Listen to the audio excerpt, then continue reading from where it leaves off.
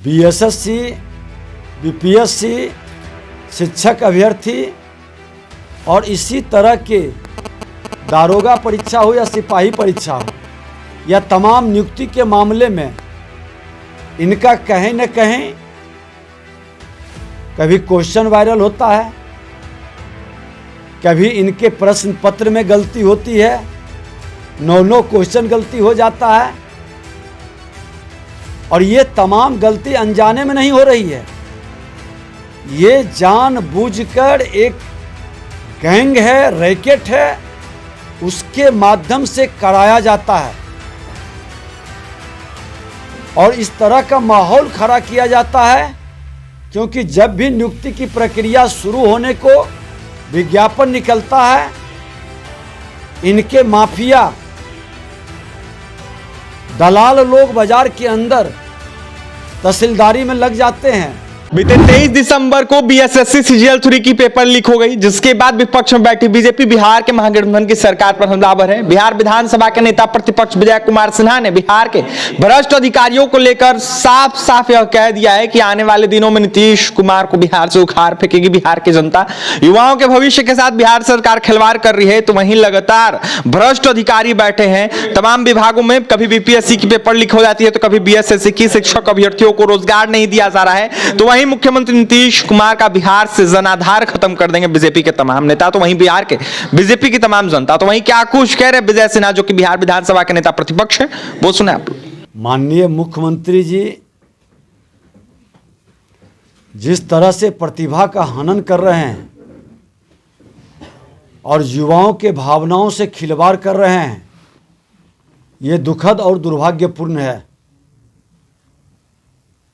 BSSC, BPSC, शिक्षक अभ्यर्थी और इसी तरह के दारोगा परीक्षा हो या सिपाही परीक्षा हो या तमाम नियुक्ति के मामले में इनका कहीं न कहीं कभी क्वेश्चन वायरल होता है, कभी इनके प्रश्न पत्र में गलती होती है, 9 क्वेश्चन गलती हो जाता है। और ये तमाम गलती अनजाने में नहीं हो रही है, ये जानबूझकर एक गैंग है, रैकेट है, उसके माध्यम से कराया जाता है और इस तरह का माहौल खड़ा किया जाता है। क्योंकि जब भी नियुक्ति की प्रक्रिया शुरू होने को विज्ञापन निकलता है, इनके माफिया दलाल लोग बाजार के अंदर तहसीलदारी में लग जाते हैं, सेटिंग गेटिंग में लग जाते हैं और फिर उसके हिसाब से ये सारे रणनीति बनते हैं। इसमें आयोग के बड़े बड़े पदाधिकारी और कर्मचारी संलिप्त हैं। बार बार ये खेल हो रहा है। आज यही 8 साल पहले इसी मामले में आईएएस तक के लोग जेल चले गए, लेकिन उस आयोग में बैठे हुए पदाधिकारी 7-7 साल, 8-8 साल से जमे हुए हैं। सीबीआई से इसकी जांच नहीं कराई गई। खाना पूर्ति के लिए मोहरा बना करके लोगों को फंसाया जाता है, लेकिन असली जो गुनहगार है उसको बचाया जाता है। ये खेल बंद करे, बिहार की प्रतिभा के साथ खिलवाड़ बंद करे। आई बीएसएससी में एक पेपर आपने लीक हुआ, हंगामा हुआ है, आपने कैंसिल किया। बच्चे कह रहे हैं कि दूसरा पेपर में भी वही तमाशा हुआ है। और जो लीक हो जाता है, जब हंगामा होता है, प्रेस मीडिया के लोग जब उसको लोक लेते हैं, चर्चा कराते हैं, तब आप डर से, लोक लज्जा के भय से आप इसको रद्द करते हैं। आपका तंत्र कमजोर है, पूरी तरह से फेल है। ये खेल लंबे समय से हो रहा है। जो मेरिट वाले लड़के हैं, जिनकी प्रतिभा है, वो आउट हो रहे हैं और दलाल बिचौलिया के माध्यम से जो पैसा का सेटिंग कर रहा है वो स्थान प्राप्त कर रहा है।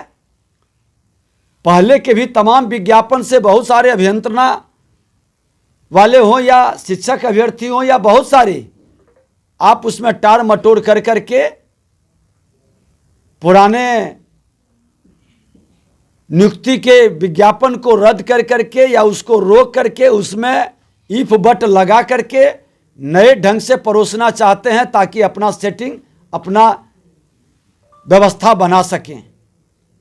ये दुखद और दुर्भाग्यपूर्ण है। बिहार के अंदर बच्चों के मन के अंदर एक भय का वातावरण बना दिया गया, और जब बच्चे के मन के अंदर आक्रोश उत्पन्न होगा तो ये भ्रष्ट सरकार एक दिन भी नहीं रह पाएगी बिहार के अंदर।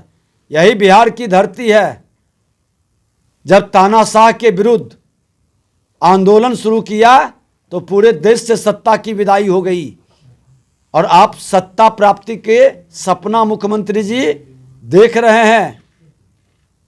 देश के प्रधानमंत्री नरेंद्र मोदी जी खुला चेतावनी दिया था लाल किले से कि भ्रष्टाचार मुक्त भारत होगा, लेकिन दुर्भाग्य है कि भ्रष्टाचार मुक्त बिहार बनाने के लिए आपको भारतीय जनता पार्टी ने बैठाया था। बिहार की जनता ने जनादेश भी दिया था कि भ्रष्टाचार मुक्त, अपराध मुक्त बिहार बनाइए। जनादेश का अपमान करके आपने भ्रष्टाचारियों और अपराधियों के गोद में जाकर बैठ गए, और वो भ्रष्टाचारी अपराधी की गोद में बैठने के बाद बहुत सारा खेल शुरू हो गया है। जो बीमारी बहुत हद तक रोकने में सफल हम लोग हुए थे, फिर से वो बीमारी बढ़ गई है। भ्रष्टाचारियों का मनोबल बढ़ गया है और भ्रष्टाचार तंत्र पर हावी हो गया है। आप लाचार और बेबस, थके हारे दिख रहे हैं। आप सीबीआई से जांच कराइए, और संवैधानिक संस्था पर आपको विश्वास नहीं है तो हाई कोर्ट के सिटिंग जज से जांच करा लीजिए। लेकिन तंत्र में जो कमजोर कड़ी है, जो भ्रष्टाचार का जननी बना बैठा है, आप उसको पकड़िए। 2-4 कर्मचारी को नीचे स्तर का कार्रवाई करके खाना पूर्ति बंद करिए। जब आपकी नीयत साफ है, जब आप कह रहे हैं कि हम भ्रष्टाचार पर जीरो टॉलरेंस अपनाते हैं, तो क्यों नहीं बीमारी का सही इलाज कराना चाहते हैं? क्यों नहीं इसकी जांच सीबीआई के हवाले करते हैं या उच्च संस्था से कराना चाहते हैं? क्यों खाना पूर्ति कर रहे हैं? कई बार ये घटना घटित हुआ, बीपीएससी का भी मामला निकला था। कई तरह के बहाली नियुक्ति में इस तरह का पेपर लीक हुआ। क्या रिजल्ट निकला आज तक? क्यों लोगों के सामने आप नहीं लाना चाहते हैं? क्यों छुपाना चाहते हैं? बड़ा शर्म की स्थिति बन गई है। सरकार के लोग मौन हैं। शिक्षा मंत्री वो अलग ही एक नई व्यवस्था में लगे हुए हैं, एक वातावरण बनाने में लगे हैं। जिम्मेवारी से कोई जवाब देने के लिए तैयार नहीं है। ये सरकार पूरी तरह से फेल है, इनका तंत्र फेल है। ये भ्रष्टाचारियों को बचाने में लगा है, और जब तक ये सरकार ये मानसिकता रखेगी, इनसे उम्मीद नहीं किया जा सकता है। परीक्षा को रद्द करे, दोषी को पकड़े, और नए ढंग से, नए पारदर्शिता के साथ पुराने भ्रष्ट पदाधिकारियों को हटाकर नए अच्छे लोगों की जमात के देखरेख में परीक्षा कराए। तो आपने सुन लिया क्या कुछ कहते विजय सिन्हा। जिस तरीके से बीएसएससी की जो परीक्षा को लेकर पेपर लीक हुई है, उसको लेकर उनका साफ कहना है कि तमाम जो परीक्षा हुई है सबको रद्द करना चाहिए और नए सिरे से जो परीक्षा है वो लेनी चाहिए। वहीं जिस तरीके से जो अधिकारी बैठे अंदर, उनको हटाकर नए अधिकारियों की बहाली करनी चाहिए, और वहीं तमाम नए अधिकारी तमाम अभ्यर्थियों की परीक्षा लेंगे। तो देखा जाए तो भ्रष्ट अधिकारी जो है बिहार के मुख्यमंत्री नीतीश कुमार के सरकार में बैठे हुए हैं। भ्रष्टाचार चरम पर है और सरकार कुछ नहीं कर रही है। तो वहीं क्या कुछ कहते विजय सिन्हा आपने सुना है। युवाओं के भविष्य के साथ बिहार सरकार खिलवाड़ कर रही है, तो वहीं खूब तंज कसा है विजय सिन्हा ने। और भी तमाम खबरों के लिए NBC 24 के साथ बने रहें। बहुत बहुत धन्यवाद।